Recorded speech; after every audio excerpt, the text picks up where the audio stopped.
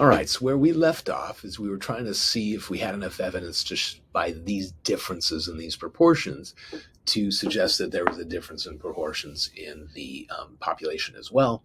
We assumed there was no difference at all, and we looked at what kind of a sample would we get if the proportions in that sample were all equal. If the total counts in each of these categories were what they are here, so 956 both and 308 contact lenses and 1129 eyeglasses, etc., still 5112 total in the sample. But the proportions along here were all equal. Instead of having different proportions, they'd all be 15.4%. And so what we're going to do in this video is dig into the math a little bit. And so what I've done is I've come up with a little bit of a Desmos screen here.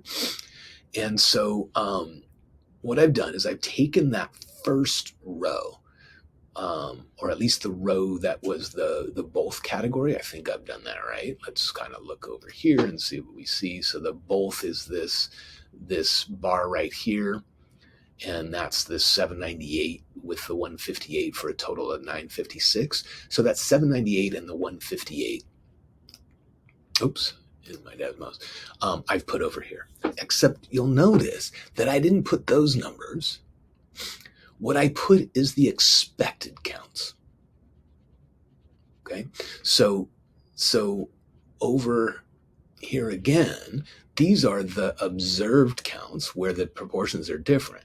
The expected counts I'm getting from this table over here. So the 808.448, etc., the 147.5516. These are the expected counts that my chi-squared Python code gave me that says if there's no difference in the proportions at all, what would these counts be? And I put those over in a list. So here's the people that are expected to not be diagnosed with asthma, and here's the people that were expected to be diagnosed with asthma. The total is that 956. That's the same. The total of these two is the same. It's the 956. That's how many people were in this category. But if you break these up to make all the proportions in all these categories the same, it would end up being these two numbers for the no's and the yeses. So that's what I've put in here.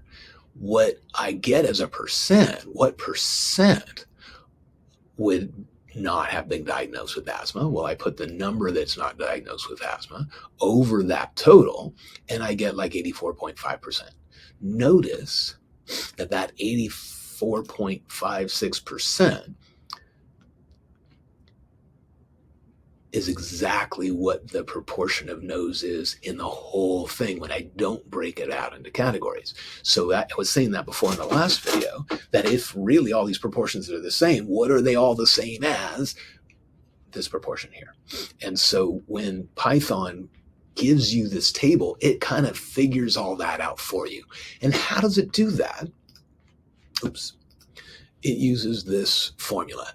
It takes the total in that particular row, and it takes the total in that particular column, and it multiplies them together, and it puts it over the total. So where are these totals coming from? They're coming from the actual observed table. So if I'm trying to figure out, well, what is expected for the number of people who wear both contacts and eyeglasses who weren't diagnosed with asthma, this cell right here, what would I expect there? Well, I take that row, 956, multiply it by the total in that column, that first column, 4323. So I get whatever 956 times 4323 is, and divided by 5112, divide by the total. And that's exactly what I did here.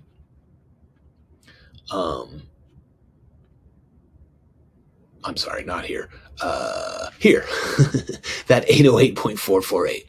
And so what Python calculated is the same thing I calculate with this formula. So great. I understand now where Python is able to get these expected counts for all these different scenarios. But then how does it get the test statistic? How does it get this 2.868 for the chi-squared? because it's that test statistic that corresponds to be similar to a t-score or a z-score in the test that we've done before, or the F statistic last week in the ANOVA. This is the thing that the bigger it is, the smaller the p-value, and the smaller it is, the closer it is to the middle, the zero, and what would be if there was no difference at all.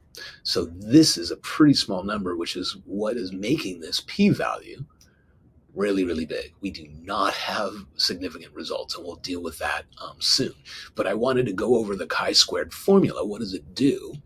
And what it literally does is it figures out the difference between, and I'm going to go to my slides because they're all summarized on the slide a little bit.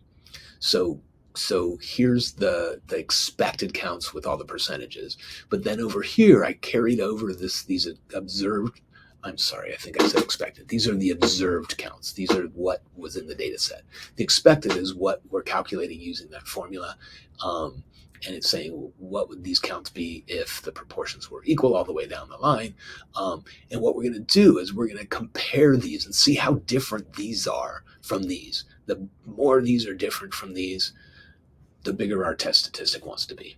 And the formula that it does is it takes the observed count, in this case 978, subtracts off the expected count, in this case 808.44, yada yada, squares that difference, and divides by the expected count.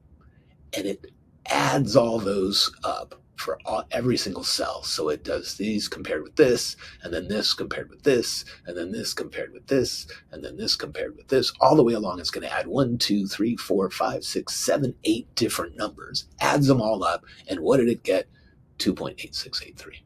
And you can imagine, because the main part of this that you're getting is the difference between these two. If these were all the same, if your expected counts were the same as your observed counts, i.e. these were already equal proportions all the way down in each row, then your chi-square value would be 0. So the further the observed are from what would be expected if all the proportions were equal is what's giving you a big chi-square. And again, notice this is only adding up to 2.868. Add up all the formula values all the way along this table, and you only get 2.8, not even 3. And that's why this p-value is super, super huge. Way bigger than 0.05. We don't have significance. We don't have to do a post hoc. We are just kind of done and whatever. Okay. So what I thought, because there were several people that their variables just weren't showing significance, what I thought I would do is go, well, let me go back out and see if I can't find another variable in the code book that might go with one of my variables and actually have significance. And so what I did is I found this attractiveness variable. And where did I find it? Well, some of you are using this attractiveness variable. It basically keeps track of how attractive you think you are, whether you think you're very attractive or mostly attractive or slightly attractive or just not attractive at all. And wondering if people, their eyewear is kind of going, I wear glasses, maybe I don't think I'm as attractive, right? There's plenty of people that think people who wear glasses are super attractive, but this is the person themselves, the person that wears those contacts or glasses or nothing, how attractive they think they are, and wondered if maybe these had some association. So I started over. So now we're testing whether the proportion of people who think they are attractive is significantly different among the different categories of eyewear. And so just like before, a null hypothesis is it doesn't matter what eyeglasses you wear. Everybody thinks, the proportion who think they're attractive is equal across those different categories. And the alternatives, no, there's a little bit of a difference there. So go back to Python, and I kind of had to start from scratch. And so I loaded the variable from the code, or from the CSV file. I data managed out the people who refused to tell me how attractive they thought they were. I went ahead and made this code where what I did is if you were a 1 or a 2, that meant you either thought you were really attractive or sort of attractive. I called those people attractive and called them 1s. And then if you thought you were slightly attractive or not attractive at all, I said, no, you don't think you're attractive. So I kind of broke it up into 2 pieces. I have to do that in order to get a proportion. So I have my attractive code set up in case I want to run this graph, right? I need that coded number ones and zeros in order for this proportion to get calculated correctly. But I also needed it formatted into either attractive or not. Same cutoffs, 1s and 2s are going to be thought of as attractive, and 3s and 4s not attractive.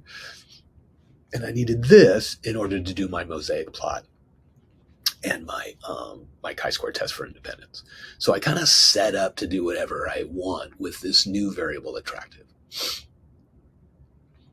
And I looked at this graph and, oh yeah, these look pretty different, right? They're kind of, people that wear eyeglasses or contact lenses thought they were less attractive than the people who didn't wear either one, for example, because these are the amount of attractive is the blues and the not attractive is the oranges. And so these are lower than these. And so the people who wear contact lenses or eyeglasses, why contact lenses think they're less attractive, I don't know. But anyway, that's what this does. And then I did the mosaic plot. And once again, we have this small category of contact lenses that isn't really going to give us much data. It's not going to give us enough information to help with significance, probably because it's such a thin column, meaning it's not very many people who just wear contact lenses. But I'm seeing these differences. So I'm wondering if there's an association here. So I looked at the observed table to compare maybe to my expected table if I want. Here's the percentages, and here's what the percentage is overall. And I can see that these are different percentages as I go up and down. So, okay, so far it looks like something might be significant. And then I run my test, and when these were compared with these using that chi-square formula, let me go back to the chi-square formula. When you did the observed minus the expected, square that difference and divide by the expected and add those all up.